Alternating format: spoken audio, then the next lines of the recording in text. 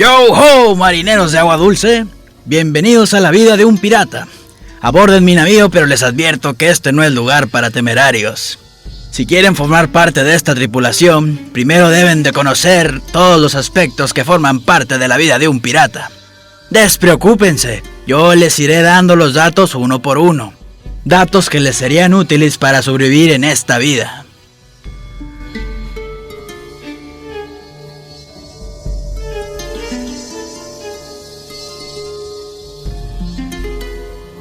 Entre nuestras actividades se encuentran el tráfico y el contrabando, mismas que nos ayudan a llenar nuestras galeras de oro. Estos son algunos de nuestros negocios en el mercado negro.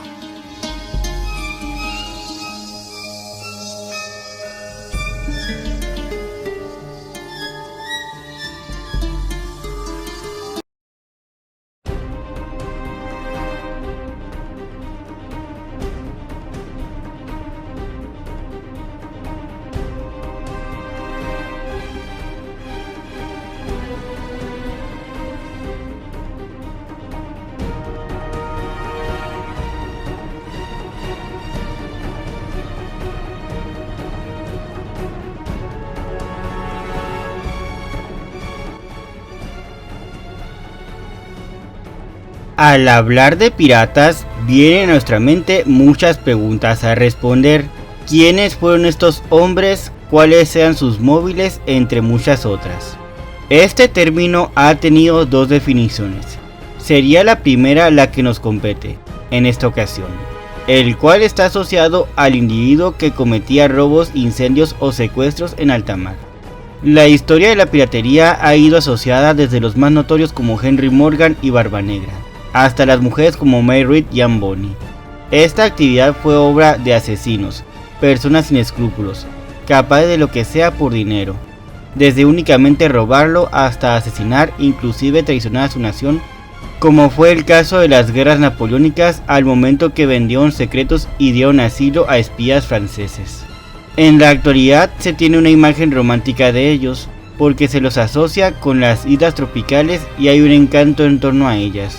Siempre han existido, desde que la primera persona zarpó en un barco y navegó por los mares en la antigüedad.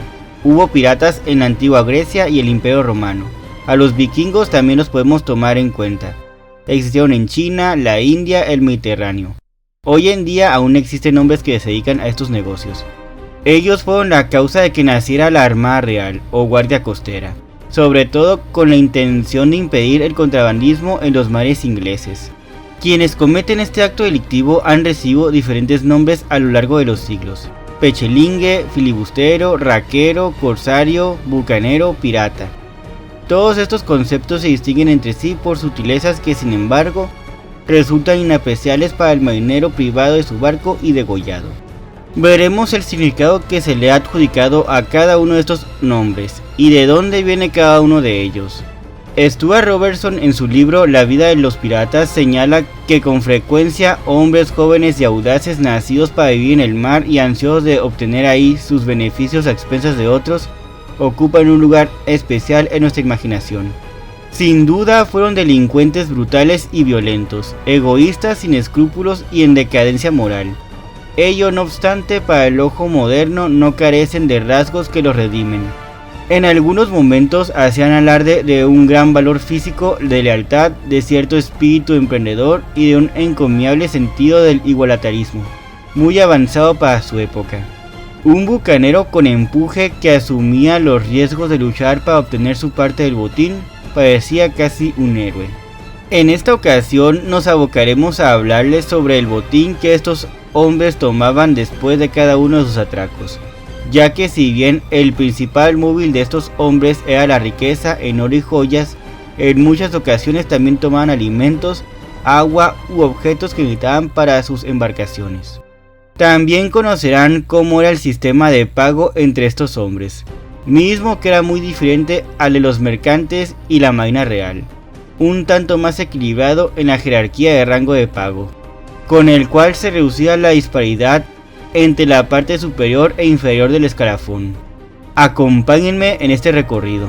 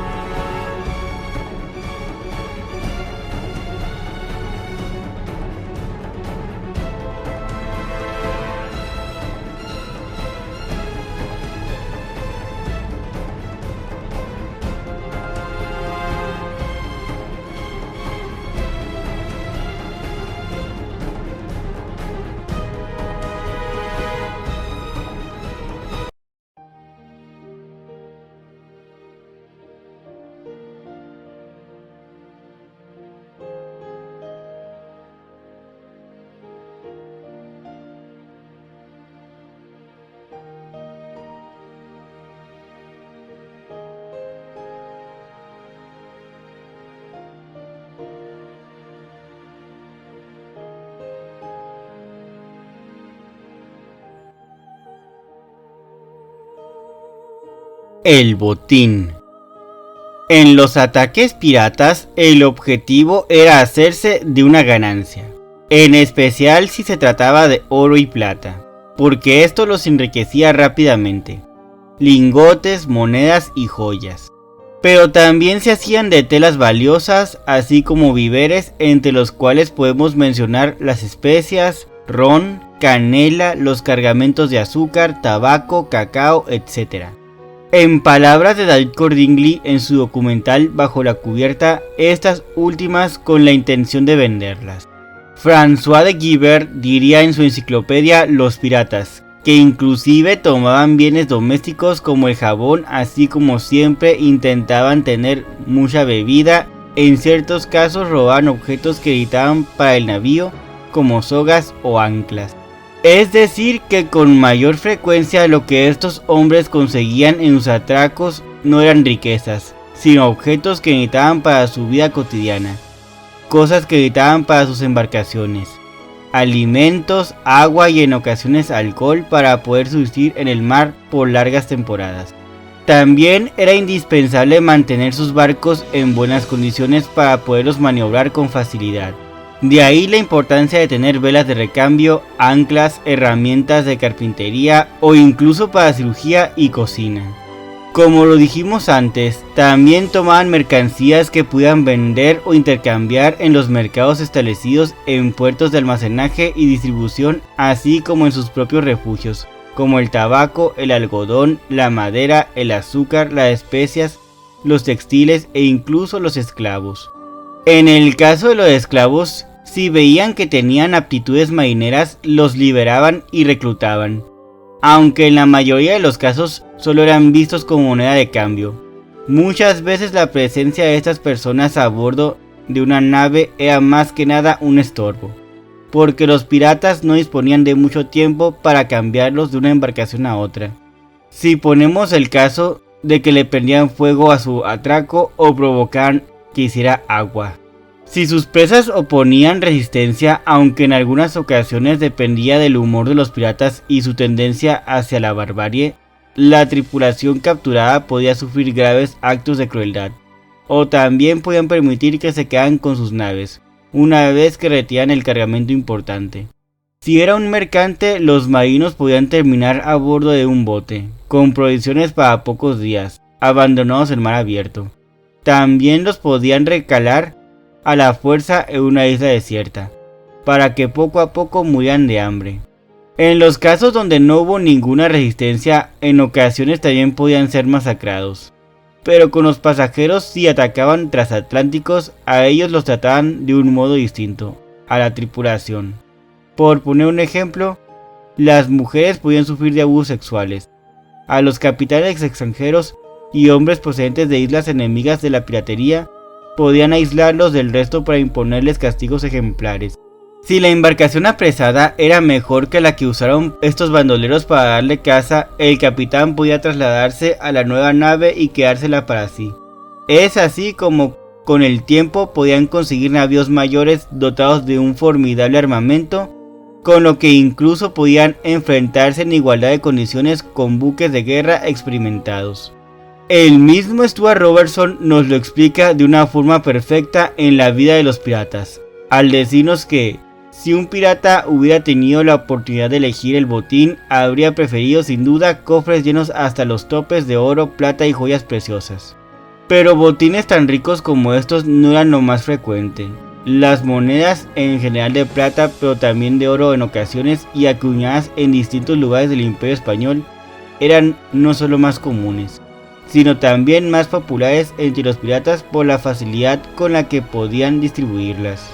Si continuamos con el mismo autor, el botín habitual no solía ser barcos cargados de tesoros, sino pequeños mercantes, embarcaciones costeras tripuladas por pocos hombres, con cañones de pequeño calibre.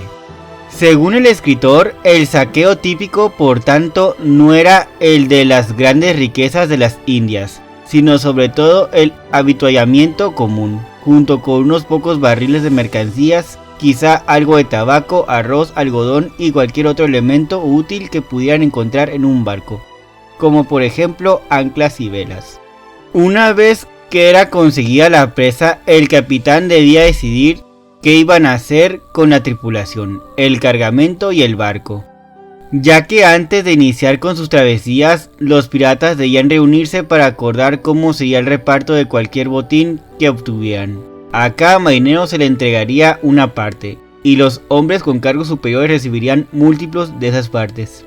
El botín tenía que dividirse en tantas partes como hombres subían el barco. El capitán llevaba el equivalente a 4 o 5 partes, el guardián recibía 2 partes del botín, el primer oficial, contramaestre y el cañonero una parte y media, y los demás oficiales 1 1/4.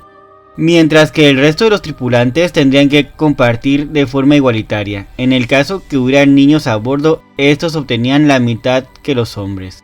En ocasiones, quienes fueran más veteranos recibían una comisión más alta que los novatos. Todo lo que obtuvieran debía ser compartido entre todos. Para evitar los engaños, antes de distribuir el botín, todos los miembros de la tripulación debían jurar sobre una Biblia que no se habrían guardado nada que tuviera el más mínimo valor. Si un hombre hacía un juramento en falso, sería sacado de la tripulación y jamás podría volver a ser parte de ella. Una parte del botín era destinada a fortalecer sus embarcaciones. Stuart Robertson también diría: cuando tomaban un barco, los hombres decidían si el capitán debía quedarse con él o no.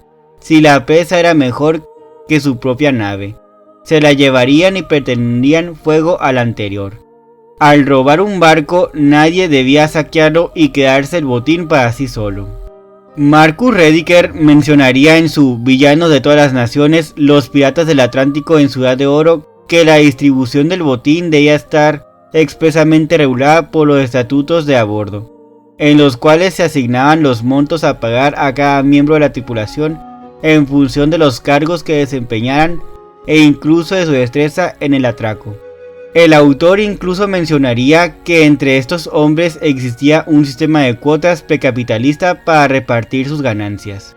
Recordemos que estos hombres preferían moverse por los mares de América Central, Sudamérica y el Caribe, debido a que los navíos españoles transportaban el oro que sacaban del Nuevo Mundo por los océanos.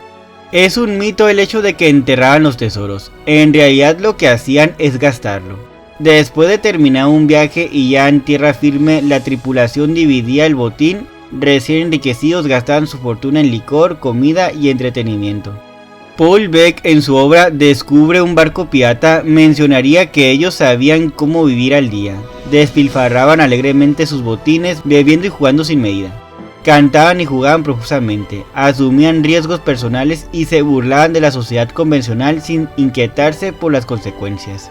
Se divertían de un modo desconcertante y singularísimo, hasta que terminaban ebrios y sin dinero. Los taberneros se hacían ricos gracias a ellos. A pesar de su modo de vida, hubo quienes invirtieron su fortuna en plantaciones de tierra, haciéndose con una fortuna para después retirarse y tener una vida respetable. Pero los saqueos no se limitaban a los navíos que capturaban en alta mar, sino que en ocasiones también había atracos a puertos y ciudades costeras. Quizás el más conocido fuera los ataques perpetrados por Henry Morgan por todo el dominio hispánico.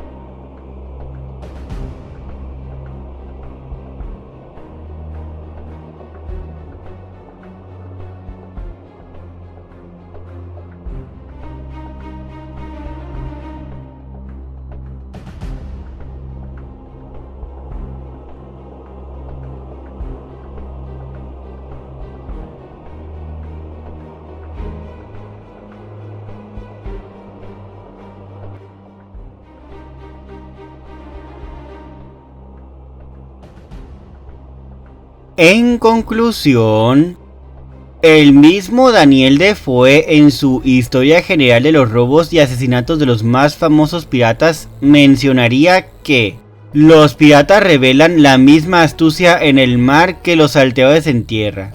Así como estos saben qué caminos son los más frecuentados y dónde es más probable hacerse con un buen botín, aquellos saben en qué latitud apostarse para interceptar barcos, y cómo los piratas suelen andar faltos de provisiones, pertrechos o alguna mercancía concreta.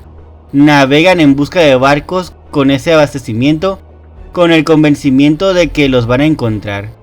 Sería esa la misma razón por la cual la marina a bordo de sus buques de guerra también navegaran por esas latitudes, ya que ellos también pueden tener una seguridad de dar con estos bandoleros del mar, en el caso de que no encontraran ninguna embarcación perteneciente a estos hombres. Entonces los mercantes podían llegar a sus respectivos puertos sin ninguna novedad. No es de extrañar que entre estos hombres existiera un escalafón, del cual dependía el monto que cada uno de ellos recibiría después de cada atraco. Por supuesto, el capitán y el segundo de a bordo eran quienes recibían una comisión más elevada, entre 1,5 y 2 partes. Mientras que artilleros, contramaestres, oficiales, carpinteros y doctores 1,5 partes, o 1 parte y 1/4. El resto de la tripulación solo recibía 1 parte. Si volvemos con Marcus Rediker, él menciona también que seguramente debió de ser uno de los planes de pago más igualitarios de aquella época, ya que la distribución del saqueo era equitativa, así como por la camaradería que había entre ellos, por lo que cada uno valoraba y respetaba la destreza del otro. Simplemente abolieron las relaciones salariales al expropiar un navío, ya sea este por motín o captura. Tomaban los medios de producción marítima y los declaraban propiedad común de quienes habían hecho su trabajo. Por lo que podemos asegurar que los piratas dirigían sus embarcaciones como propias, donde compartieron de forma igualitaria los riesgos de una aventura en común.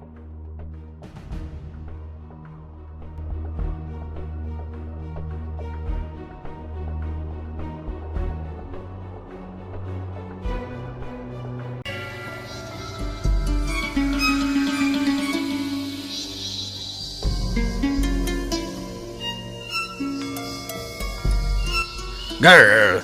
Desde el tráfico de esclavos hasta el contrabando de licor, estas actividades forman parte de nuestra profesión. Si quieres amasar una fortuna rápidamente, les aconsejo el tráfico de esclavos, en donde los puedo recomendar con algunos de mis contactos, así como algunos contrabandistas a los que les hice algún trabajito.